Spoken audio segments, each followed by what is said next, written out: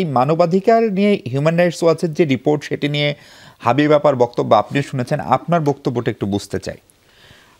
ধন্যবাদ আবারও সবাইকে যারা আমাকে শুনছে। দেখেন, হিউম্যান রাইটস ওয়াচের আমি পুরো প্রতিবেদনটা প্রথম আলো থেকেই পড়ছিলাম। আমার কাছে যেটা মনে হয়েছে যে ধরনের অভিযোগ এখানে এসছে, এই ধরনের অভিযোগের প্রেক্ষিতে যে ধরনের হেডলাইন আমরা দেখছি, হ্যাঁ, মানে এটা তো ফ্রেম করার একটা প্রবণতা। হিউম্যান রাইটস ওয়াচের হেডলাইনের কথা বলছি না, প্রথম আলোর হেডলাইন, হিউম্যান রাইটস ওয়াচের হেডলাইন। আমার কাছে মনে হয়েছে যে মানে এখানে একটা প্রবণতা আমার কাছে মনে হয়েছে কাজ করছে, যেটা মানে খুব একটা আমার কাছে মানে পজিটিভ কোনো মানে বার্তা দেয় না আমার কাছে। দেখেন, আপনি 5 আগস্টের পর যে ধরনের ঘটনা ঘটেছে আর 5 আগস্টের আগে, আমি তুলনা করছি না, যে কোনো ধরনের মানবাধিকার লঙ্ঘন এটাকে আমরা টলারেট করব না বলেই তো এই বিপ্লবটা সাধিত হয়েছিল। এই বিপ্লবটা রাজপথে গড়িয়েছে, মানুষ রাস্তায় নেমে এসছে।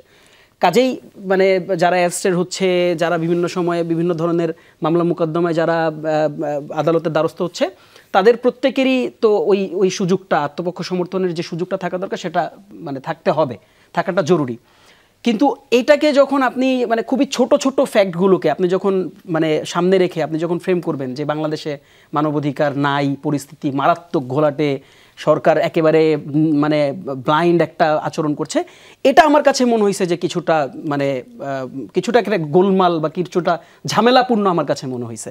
কাজেই দেখেন, আমার কাছে যেটা একটু বাড়াবাড়ি মনে হচ্ছে, মানে অতিরঞ্জিত টাইপের। আমি বাড়াবাড়ি আমার কাছে মনে হচ্ছে। বাড়াবাড়ি শব্দটা ঠিক এভাবে বলা ঠিক না, আমরা তাদেরকে ক্রেডিবলি মনে করি, বাট আমার কাছে মনে হচ্ছে একটু বেশি করেই বলা হয়েছে এই জায়গাটাতে।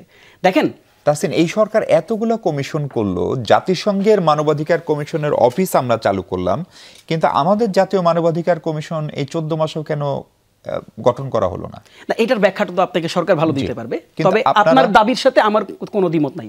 বাংলাদেশে একটা মানবাধিকার কমিশন দরকার, গুম কমিশন কাজ করছে আপনি দেখছেন, মানবাধিকার কমিশন দরকার এবং এটার ফাংশনালিটিও দরকার, আসলে এটা ভালো ফাংশন হওয়াও দরকার।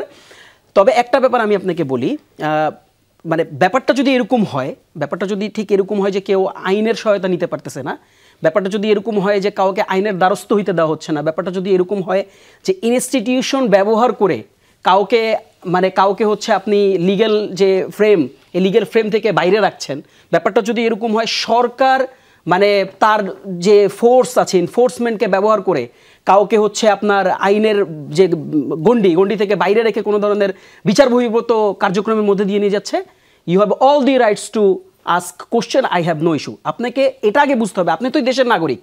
আমি যদি আপনাকে প্রশ্ন করি, আপনি কি এই এতগুলো মাস গিয়েছে, আপনি কি ক্রসফায়ার দেখেছেন? আপনি কি ফোর্সফুলি কাউকে ডিজাইপার হইতে দেখেছেন?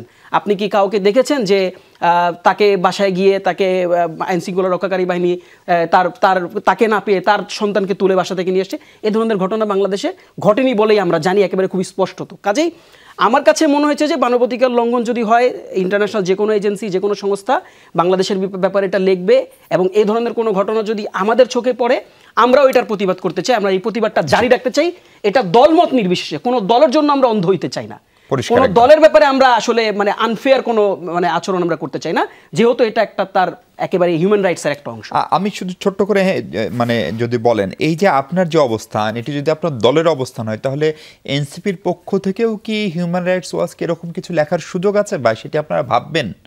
আমি বুঝিনি প্রশ্নটা। এনসিপির পক্ষটা নিয়ে আপনাদের যে প্রতিক্রিয়া, এবং আপনাদের কাছে যেহেতু মনে হচ্ছে এখানে একটু হলেও বেশি বলা হচ্ছে বা এটার ইন্টেনশনটা অন্যরকম, ফলে দল হিসেবে এনসিপি কি হিউম্যান রাইটস ওয়াচকে এটি লিখতে পারে বা লেখার সুযোগ আছে, বা লেখার কোনো প্রচেষ্টা আপনারা? না, it's a matter of discussion.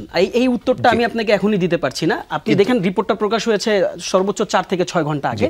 It needs research, it needs discussion. আমাদের অভ্যন্তরীণ ফোরাম আছে, আমরা এটাকে অ্যাসেস করতে চাই। তারপর যদি প্রয়োজন হয় আমরা তাদের কাছে তো জানতেও চাইতে পারি, দেশের রাষ্ট্র হিসেবে আমরা তাদের কাছেও ইভেন জানতে চাইতে পারি। যদি প্রয়োজন হয় আমরা তাদের কাছে জানতে চাইব। সরকারও নিশ্চয়ই চাইবে, ফরেন মিনিস্ট্রিও নিশ্চয়ই চাইবে।